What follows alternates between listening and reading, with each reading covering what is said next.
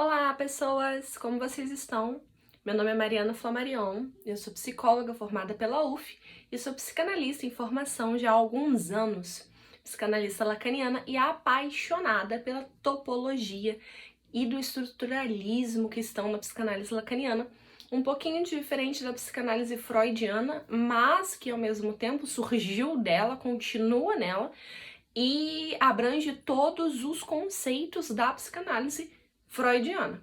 A gente não deixa de ser freudiano. Mas Jacques Lacan, grande psicanalista, é da onde eu tiro toda a minha base epistemológica, minha base teórica para fazer minha clínica. E o que eu quero falar hoje para vocês é uma coisa que as pessoas normalmente não sabem, que é a gente, psicanalista, nós não trabalhamos com aquela pessoa que tá ali na nossa frente como paciente, né? Que se denomina como um paciente. A gente não trabalha exatamente com o nosso paciente.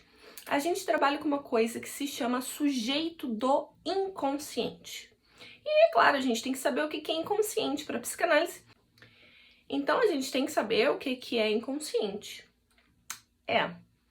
Mas esse meu IGTV de hoje não tem exatamente foco de explicar inconsciente, seria um pouquinho mais complexo.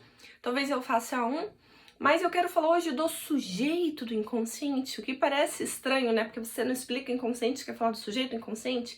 Mas é porque o sujeito do inconsciente eu acho que é importante para você, psicanalista, e para você, paciente, saber por que é que durante a sua análise você tem que associar livremente, ou seja, que o seu analista não faz perguntas muito cotidianas dentro do laço social, como foi a tua semana, ou quantos anos você tem, ou qual é o nome do teu pai, da tua mãe, onde você mora, porque pra gente isso se chama enredo. E a gente não se atenta ao enredo, a gente precisa do discurso. Esse discurso em associação livre para que alguma coisa apareça. Essa alguma coisa que aparece, que é o que a gente trabalha, é o sujeito do inconsciente. O que é isso? Quer dizer que quando o paciente chega para falar dele e fala: oi, tudo bem? Meu nome é fulano, eu tô aqui porque eu sinto assim uma ansiedade absurda, eu tenho ansiedade crônica, eu tô em depressão, enfim, qualquer coisa que o nosso paciente João Maria falem, não nos importa enquanto enredo, enquanto história, enquanto sinopse de filme. Não nos interessa exatamente desta forma. Nos interessa pegar, e é isso que a gente precisa escutar, o sujeito do inconsciente. Em português, a gente usa a palavra sujeito para falar das pessoas. A gente fala lá, o sujeito. Ali, aquele sujeito ali. Nossa, sujeito chato. E aí dá um probleminha, porque a gente também usa a palavra sujeito em psicanálise, mas é um sujeito que vem de uma origem latina e a gente usa sujeito a partir do que significa em latim. Então vamos lá, su é por baixo, alguma coisa está por baixo. Então quando a gente fala, por exemplo, subterrâneo, então esse su é de embaixo de alguma coisa. E o jeito significa algo que jaz, ou seja, algo que está ali. Então o que é o sujeito? É alguma coisa que está por debaixo de alguma outra coisa que jaz. E aí vamos lá, o que jaz pra gente? Os fenômenos. O que são os fenômenos? Comportamento, sintoma psicossomático, sintomas fisiológicos mesmo, e coisas desta forma. Por exemplo, eu fico muito ansiosa, minha mão sua e eu tremo. Fenômeno. Eu tô muito triste porque eu terminei um namoro. Fenômeno. A pandemia de 2020 tá me deixando louca, assim, com muita coisa e eu não consigo fazer nada, eu não consigo produzir. Fenômeno. Tudo isso é fenômeno. O que a gente quer? Que não são esses fenômenos. A gente quer o sujeito. A gente quer algo que está por debaixo desses fenômenos que aparecem como sintoma, como comportamento, como manias, como toque, como medo, como fobia, como trauma. Tudo isso são fenômenos esses que a gente leva muitíssimo a sério, porque a gente precisa desses fenômenos na fala do paciente para a gente achar o que a gente trabalha. A gente trabalha com o sujeito do inconsciente. O que é o sujeito do inconsciente, então? É aquilo que vai escapar que vai aparecer na neurose, eu vou falar aqui somente da neurose, o sujeito do inconsciente na neurose, eu vou falar aqui da neurose, vai aparecer como aquilo que traz uma divisão subjetiva. E aí também temos um outro problema por causa do português. Gente, o português dá muito problema para psicanálise. Divisão dá uma sensação de dividido, né? Óbvio, de isso ou aquilo. Mas não, assim, a divisão subjetiva da neurose, ela é marcada pela letra E. Ela é marcada pela letra E. Isso significa que o que a divisão subjetiva? Ela é o eu quero trabalhar e eu não quero trabalhar de jeito nenhum. Eu quero mudar de emprego e eu não quero mudar de emprego de jeito nenhum. Eu quero terminar o namoro e eu não quero terminar o namoro. Eu quero e eu não quero. Isso daqui é onde a fala do paciente se torna ambígua, contraditória, alguma coisa ali nos soa esquisito. Essa divisão subjetiva é o que a gente precisa pegar. Porque quando a gente pega e fala, me fala mais disso, escapa alguma coisa, essa coisa que escapa é onde a gente consegue trabalhar. Porque é por conta dessa divisão subjetiva, desse eu quero e não quero, que aparecem os sintomas que a gente chama de sintomas neuróticos, que causam todos esses fenômenos, que causam angústia, ansiedade, tristeza, etc, etc, etc, etc. Então, os fenômenos, eles são, sim, ouvidos com legitimidade, a gente os escuta, mas a gente não trabalha neles. Isso seria um trabalho comportamental da psicologia. Na psicanálise, a gente quer achar a causa. A gente não quer tratar da ansiedade, porque senão a gente não precisava existir. O psiquiatra tá aí para isso, te dá um ansiolítico e você vai ficar sem ansiedade. O que a gente faz, na verdade, é tentar achar a causa desses fenômenos, a causa, o que está lá por baixo.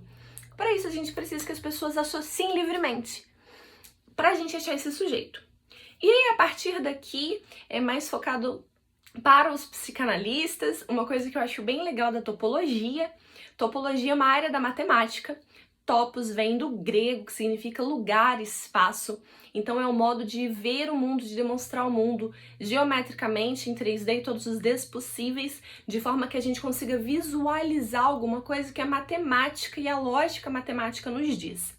Então vou mostrar para vocês como é que o sujeito aparece na associação livre. A associação livre é essa, que é a regra fundamental de uma análise, que é falar o que lhe vem à cabeça e falar e falar e falar para que o seu analista escute essas divisões subjetivas e fale, me fala mais disso daí.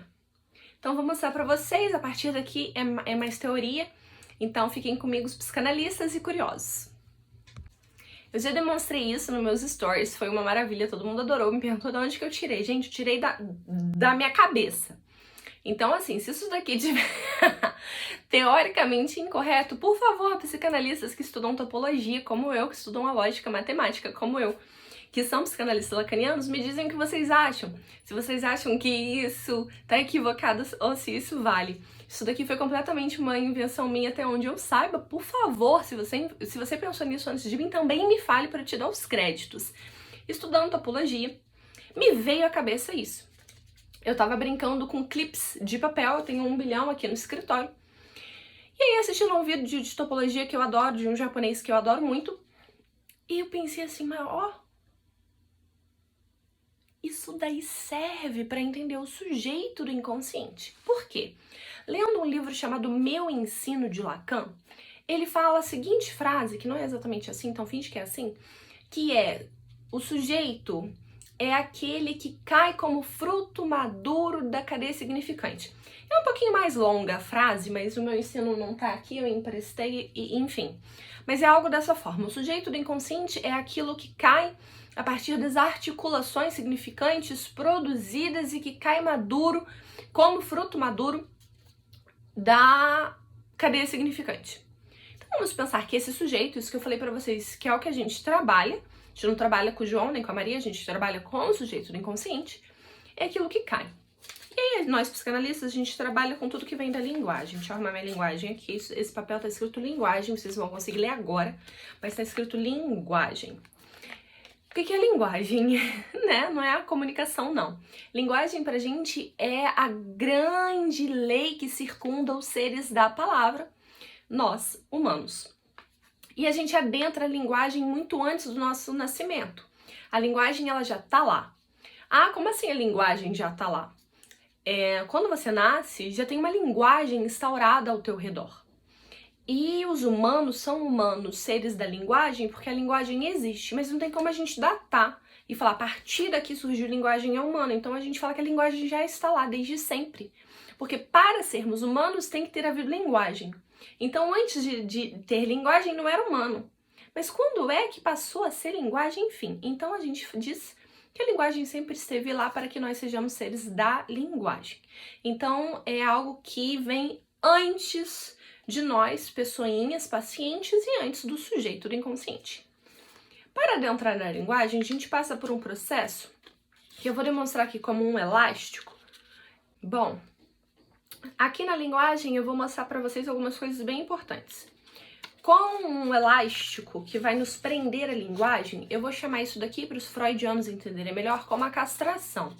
Para Lacan não é exatamente a castração que nos prende a linguagem, é o significante nome do pai, é a lei do significante nome do pai, é a instauração do nome do pai na neurose, que vem junto com a castração, mas não. Mas então vamos chamar isso daqui do que nos prende a linguagem. E aqui eu coloquei significantes. Um clips vermelho, um clips verde são significantes. O que são significantes? Significantes são alguma coisa que nos afeta. Um significante para a psicanálise é aquilo que vai representar um sujeito para outro significante. Então, quando eu falo que eu tenho saudade de casa, meu analista vai ter que me perguntar, me diz o que é casa? Porque a gente não trabalha com significado. Casa é um quadradinho com um telhado que a família mora. Isso é significado. Para a gente, significante é o que vai vir em associação livre. Então, eu tenho saudade de casa. O que é casa para você? Ah, casa é a casa dos meus avós. Por aí vai. Isso é um significante. Em associação livre, a gente quer cadeias significantes, ou seja, significantes que vão para outros e outros e outros, até que a gente consiga achar esse tal desse sujeito do inconsciente que vai cair como fruto maduro de quem? Da cadeia significante. Os significantes todos estão dentro da linguagem. A linguagem é o nosso grande baú de significantes. Não existem todos os significantes, mas ela está ali com todos os significantes que são possíveis de significação. A associação livre, então, o paciente está no consultório e está falando. Ele começa a falar, e algo aparece nessa linguagem. O que é esse algo que caiu? Está preso pela linguagem, a gente não foge a esse laço social, neuróticos. E os significantes fizeram uma cadeia significante, mas ela caiu. Então caiu como fruto maduro da cadeia significante o nosso sujeito do inconsciente. A divisão, aquilo que é ambíguo, que é contraditório, que diz do desejo do paciente, é isso daqui que a gente vai falar. Me fala mais disso.